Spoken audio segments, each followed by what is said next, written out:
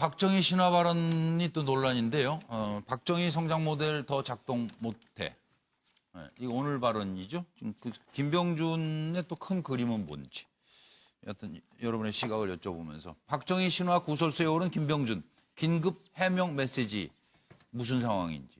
어제 박정희 시절 성공적인 성장 신화인 한강의 기적 새로운 모델을 만들어야 합니다. 근데 오늘 또 가만히 생각하니까 제 뜻과 다르게 해석이 되는 것 같네요. 박정희 신화를 뛰어넘자는 것입니다. 그리고 뭐야, 박정희 전 대통령 사진이 왜 당대표실에 걸려있나? 그랬다가 박정희식 국가 개입엔 동의할 수 없다. 뭐 이런 얘기를 하고 해서 여튼 좀 무슨 말씀이신지가 킹인가 킹메이커인가 김병준의 큰 그림은 또 자꾸 대권 얘기가 나오죠. 대권 욕심 없다니까요. 영수회담 제안, 봉하마을 참배, 친박 유민봉 카드, 그다음에 국가주의 비판 등등의 얘기를 이제 들으면서 이해찬 의원이 대권 욕심 있는 인물이에요. 박지원 의원은 국가주의 발언, 그게 바로 대권 염두 행보예요. 이렇게 지적했습니다. 그 성장의 모티브를 어디서 찾느냐? 박정희 대통령 시절에 굉장히 우리는 성공적인 그 성장의 신화를 가지고 있습니다. 한강의 기적을 만들었습니다. 그 기적을 우리가 다시 한번 만들어야 된다고 생각을 합니다. 지금 이 순간에. 사진에 아무런 의미를 두지 마세요. 이 큰 벽에 저렇게 좀 사진이 좀 작지 않나요? 뭔가 미스매치 되는 듯한 그런 인상이 없나요? 나는 모양상 그렇다는 거지 무슨 전혀 내가 의미를 부여하지 않습니다. 박정희 신화 구설수 김병준 위원장에 대한 여러분의 생각을 잠깐 여쭤보는 건데요. 지금 혁신 비대위원장으로 가셨는데 박정희 국가주의적 성장 모델로 한강의 기적을 이뤄냈지만 이젠 시장, 시민사회가 성장해서 박정희 모델은 더 이상 작동을 못한다. 국가주의 아니라 자율주의, 시장 공동체가 중심에 있어야 한다라는 발언을 했습니다. 들어보실까요? 예. 그분이 본래 본령력이 많으신 것 같아요. 그리고 과거에도 대권 행보를 했었거든요. 네네. 그리고 탄핵 직전에 박근혜 대통령으로부터 총리 제안을 받고도 상당히 깊숙하게 얘기들을 한 걸 보면은 또 비대위원장 돼가지고 계속 국가주의, 먹방 적폐, 또 어제는 국민중심 성장론 네네. 이런 메시지를 던지면서 친박과 비박 모두 안고 가려고 하는 것은 제가 볼 때는 대권을 염두에 둔 행보다 그렇게 봅니다. 당이가 수습하고 나면은 이제 차기 전당대회 출마하실 의향이 있으십니까? 명확하게 답하겠습니다. 저는 비대위가 끝나면 전당대회에 제가 나간다는 게 말이 안 되죠. 맞아요. 비대위에서 저는 끝나야 됩니다. 비대위에서 끝나야 되고, 다만 비대위를 잘 성공적으로 하게 되면은 아마 그 성공적으로 한 데에 따른 어떤 영향력 행사, 그것이 어떤 당에 대한 영향력뿐만 아니라 우리 정치 전반에 걸쳐서 영향력 행사라든가 이런 것은 가능할지도 모르겠죠. 네, 이것도 짧은 논평으로 정태근 의원님부터. 김병준 위원장이 뭐 권력력을 갖는 것을 탓할 수는 없고요. 예. 문제는 앞으로 자기가 그런 능력 그리고 성과를 낼 수 있느냐인데 예.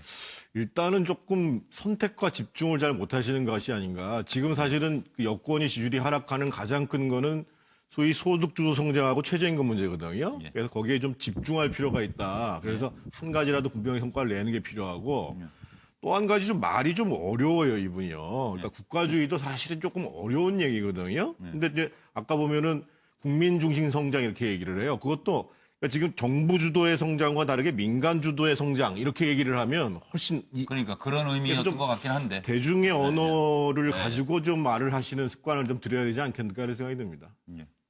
그러면 그냥 윤기창 부대변인으로 가겠습니다. 예, 뭐 개발도상국 시대에는 이제 국가 주도의 경제 성장 전략이 상당히 효과를 봤죠. 근데 지금에는 그게 맞지 않는다라는 취지의 발언이었던 것 같고요. 예.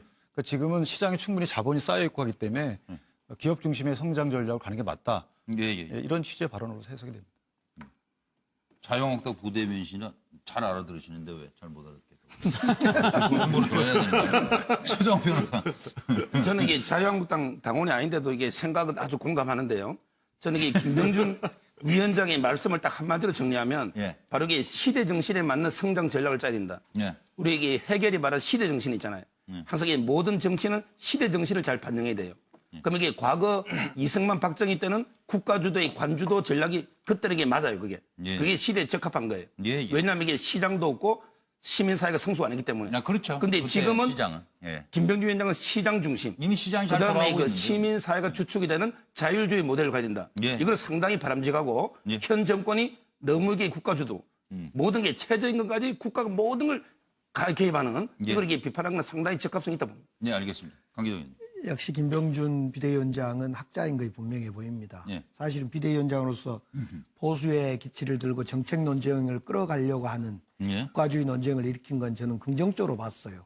그런데 자꾸 국가주의를 신자유주의 정책을 옹호하는 걸로 가거나 또 재벌 중심의 경제를 계속 폐허자는 쪽으로 가거나 먹방 규제 같은 걸 어떤 국가주의 폐해로 보는 것으로 보면 안 된다는 거죠. 사실은 김병준 비대위원장 정도 되면요. 개헌 문건 저거 단호해야 됩니다. 이게 국가주의다.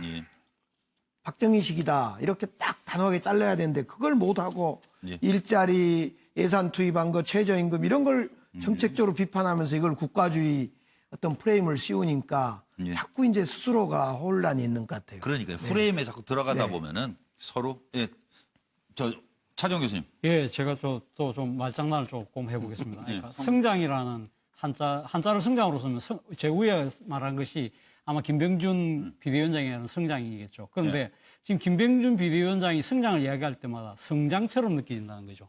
저 성장이 뭐냐? 아주 얼굴이나 몸을 아주 화려하게 꾸미는 것처럼 보인다는 거죠. 그러니까 사람들이 김병준 비대위원장이 당연히 그 혁신을 요구한 사람이 왜 갑자기 국가 성장 모델을 이야기하지? 자기가 성장 차림이다. 예, 성장 차림. 자기가 뭔가 큰 꿈이 있는 거 아니야? 이 문제는 그러니까 성장을 이야기하는데 사람들이 김병준 비대위원장을 딴 욕심을 갖고 있는 모습으로 치장한 것처럼 비치게 된다는. 한국당 어디 가고? 한국당은 어디 가고. 그게 문제라는 거다. 그다음에 형택 부대변인. 저는 이분이 정치를 하시는 건지 강의를 하시는 건지 모르겠어요. 왜냐하면 지금 박정희 모델이 끝났다는 거는 우리 초등학생도 다 압니다. 굳이 할 필요 없는 얘기예요. 이미 87년 민주화되고 IMF 거치면서 박정희 모델은 더 이상 우리나라에서 얘기하는 사람이 없어요. 오해가 있으니까 해명을 하신 거죠. 아니, 교수들만 얘기합니다. 교수들만. 근데 국가주의가 잘못됐다 그런데 갑자기 또 박정희를 꺼낸 거예요. 우리나라에서 박정희만큼 국가주도 성장을 하고 국가주의를 부르짖는 사람이 없거든요.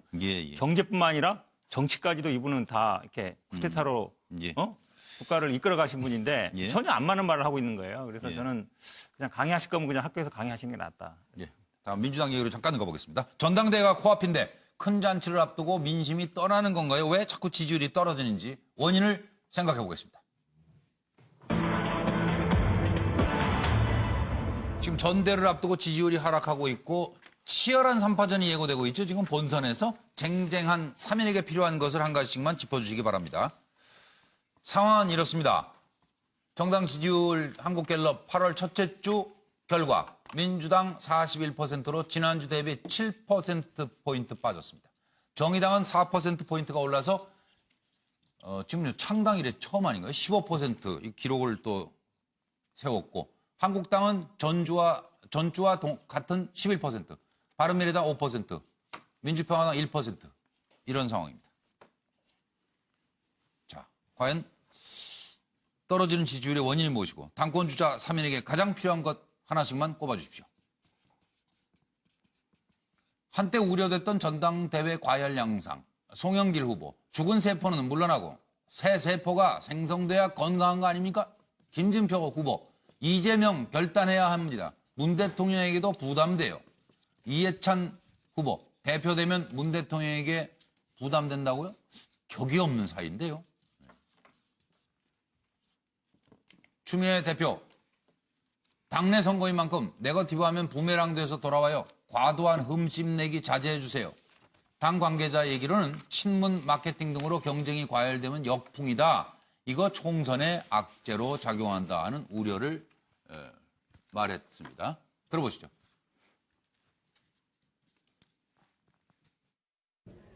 제 나이 63년생 56세입니다. 선배 세대를 잘 모시고 후배를 잘 이끌어서 세대를 통합시키고 제가 호남 출신으로서 인천시장을 겪었기 때문에 영원함을 통합시키고 절대 우리 국민을 통합시키고 친문과 비문을 통합시켜서 원팀 민주당을 만들어내겠습니다. 최근까지 여당 당대표가 여야 충돌의 빌미만 제공하고 싸움꾼으로 비춰지면 어떻게 되겠습니까? 국민들에게 욕먹고 대통령에게 부담 만들게 됩니다. 묵묵하게 여당의 실력을 키우고 야당과 협치를 일궈내겠습니다. 싸움 잘하는 당대표는 야당의 당대표입니다. 수구 보수 세력은 우리 분열과 갈등을 기다리고 있습니다.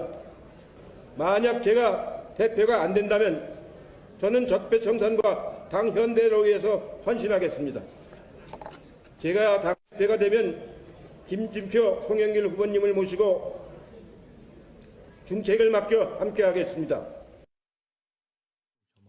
네, 아주 짧은 코멘트로 하시겠습니다. 이번에는 민주당 현근택 부대변인. 네. 예. 일단 민주당 지지율이 뭐 좀 떨어지는 이유는 여러 가지가 있겠지만 저는 정의당 변수가 크다고 봅니다. 예. 정의당 그러니까 민주당 지지자들 중에 약간 이제 진보적인 분들이 이제 정의당 지지하는 것을 갖고 있어서 왜 그러냐면 한국당 지지율은 안 오르고 있습니다. 예. 그리고 3인에게 필요한 것은 3인에는 일단 송영길 의원은 좀 자신감을 가졌으면 좋겠습니다. 세대 교체든 뭐 호남이든 세게 좀 나가야 되는데요. 이게 뭐 죽은 세포 한번 얘기했다가 조금 여론이 안 좋으니까 세대 교체를 세게 얘기 못하는 것 같은데 좀 더 자신감 있게. 예. 그리고 지금 김진표 의원님은 이제 과거의 문제를 얘기하고 있습니다. 근데 당원들이 이제 미래, 그러니까 미래로 뭐 총선이라든지 아니면 뭐 차기 정권 재창출이라든지 이런 미래의 문제를 좀 나갔으면 좋겠고요.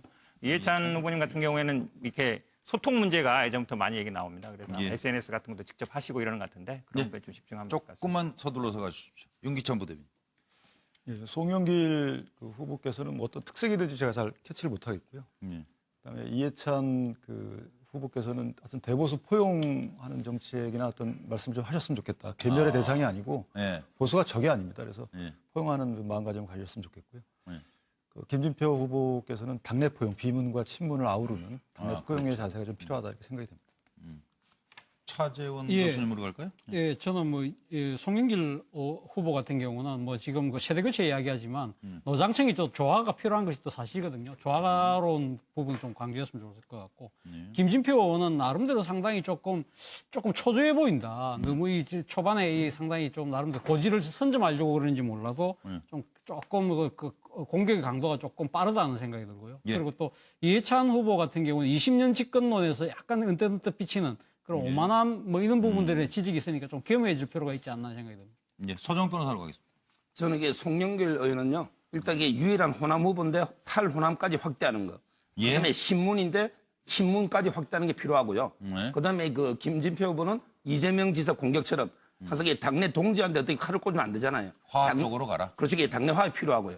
그다음에 이해찬 후보는 중도나 보수까지 좀 포용하는 너무 이게 보수에 대해 적대적이니까 이게 필요하다 봅니다. 숙제가 다 많네요. 강기정 의원님 보시기에. 예, 이제 막 시작이니까 이제부터 지지율도 오르고 여러 가지 변화가 있을 겁니다. 송영길 후보는 통합 본인이 주장하기 때문에 노장청 통합의 중심에 좀 서야 될 것 같고 김진표 우리 후보는 경제인데 혁신경제, 일자리 혁신경제를 구체적 비전을 좀 제시해야 될 것 같고요. 이해찬 후보는 모두가 소통을 분명히 좀 잘 해주는 방안을 제시해야 될 겁니다. 말씀들 듣다 보면 공통점이 나오네요. 정택은 저는 좀 혹독하게 말씀드리고 싶은데요. 지금 민주당이 독선 독주를 계속하면 위기는 금방 온다고 보여지거든요. 그러니까 오늘 대통령 지지율이 60%대로 떨어졌어요. 그러니까 50%대로 떨어지는 건 시간 문제고 민주당 지지율이 30%대로 떨어지는 게 시간 문제인데 지금 모든 사람들이 지금 소득주도 성장의 부작용이 이렇게 빨리 올 줄 몰랐다. 그리고 최저임금 여파가 이렇게 심각하다라고 얘기를 함에도 불구하고 고치겠다는 얘기를 안 해요. 그리고 저 세 분 주자들도 제가 실망스러운 게 소신을 좀 갖고 얘기를 해야 되거든요. 예를 들면 부자 증세가 필요한 게 아니라 보편 증세를 해야지 실제로 그러면 자기들이 얘기하는 복지국가 모델을 할 텐데 그런 얘기들은 또 안 해요. 소신을 밝혀라. 약점들은 감춰야 되겠지만 저는 분명한 소신을 보여줘야 되고 특히 청와대를 제대로 보완할 수 있는 당대표가 아니면 민주당 위기는 굉장히 빨리 온다고 생각합니다. 끝으로 이 김정은 트럼프 간의 편지 외교 이게 어떻게 끝날지 해피엔딩이 될까요? 살펴드리겠습니다.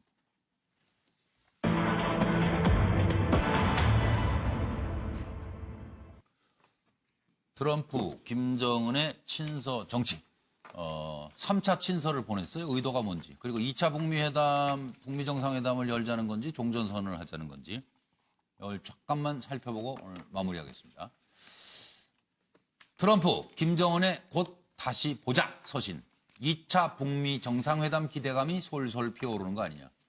지난 1일입니다. 현지 시간. 트럼프 대통령은 김정은 국무위원장의 편지를 받아왔습니다. 멋진 편지 보내줘 감사하다.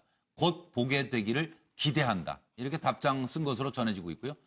그리고 백악관에서는 2차 회담에 관련 논의는 열려 있다. 그러나 확정된 건 없다는 내용입니다. 들어보시죠. Did receive a letter. I believe he received it on August 1st. There is not a second meeting that is currently locked in or finalized. Certainly open to that discussion, but there isn't a meeting planned. We have responded to Chairman Kim's letter. The president has, and that letter will be delivered shortly. 차정 교수님. 예, 뭐 두 사람의 관계가 일종의 요즘 많은 일종의 그 유행어 중에 브로맨스. 네. 남자들 간의 우정처럼 아주 뭐 돈독해 보이는데요. 문제는 쇼 윈도우용으로 그쳐서는 안 될 것이다. 그런 이야기를 드리고 싶습니다. 쇼 윈도우용으로 그쳐서는 안 된다. 끝내려고 하는 건 아니겠죠, 설마. 뭐 중간선거 때문에 뭐 정치적으로 이용한다든지 뭐 체제 위기 탈피를 위해서 이용한다든지 그런 식으로 끝나서는 안 된다. 네, 정태근. 우리 차 교수님 너무 부드럽게 말씀하시는데요. 진짜 저 트럼프 문제 있어요. 우리 한국민의 입장에서 보면 이 핵의 비대칭을 그대로 갖고 있는 조건 속에서 지금 된 게 뭐가 있냔 말이에요. 구체적인 성과로 얘기를 해야 된다니까요. 아 그러니까 성과 내려고 편지를 열심히 주고받잖아요. 그러니까 조금 편지 보셨어요? 결국은 이제 양제츠의 방문 방안을 통해서 우리가 확인할 수 있는 건 지금 북한 입장도 좀 고려를 해야 되기 때문에 비핵화 종전선언이 성과가 좀 진도가 나가야 될 것 같아요. 그래야 그렇죠. 2차 회담이든 뭐든 있을 것 같아요. 알겠습니다. 그런 점에서 중국이 이제 종전선언에 들어온 계획이 아닌가 싶어요.